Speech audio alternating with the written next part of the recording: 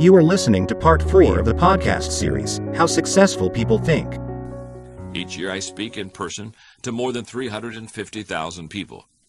Now, if you had heard me speak 3.5 decades ago when I started my career, you never would have expected me to achieve such success.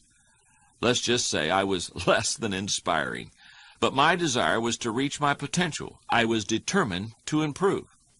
To get the end result of changing my performance, I started the process of growth by changing my thinking.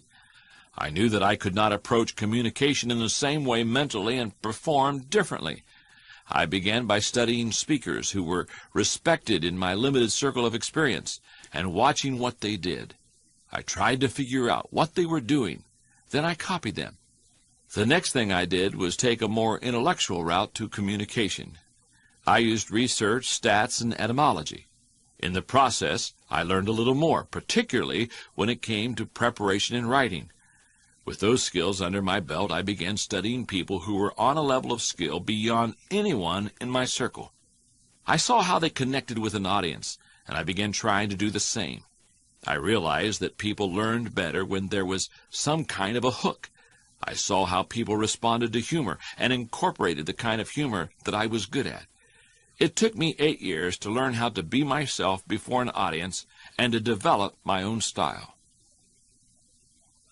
Progress always requires change. Going to a new level always requires changing your mind.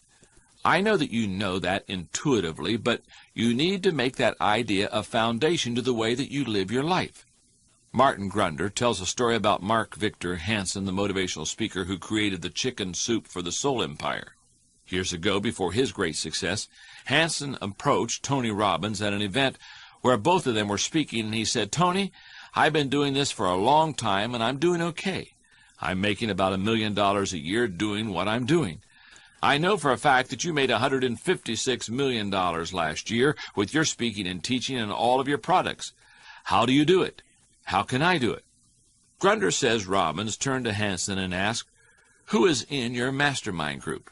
That's a group of like-minded people someone meets with to generate ideas and have accountability. "Millionaires," replied Hansen. "We're all millionaires."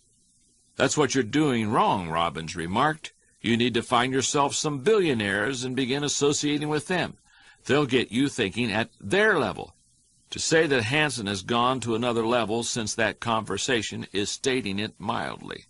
His goal is to sell 1 billion Chicken Soup books, and he is well on his way to accomplishing that. Do you want to succeed where you have failed before? Do you want to go to a level you never even dreamed possible? If you do, don't start by trying to change your actions. Start by changing your mind. Nothing else you can do will have as great an impact. Thinking question.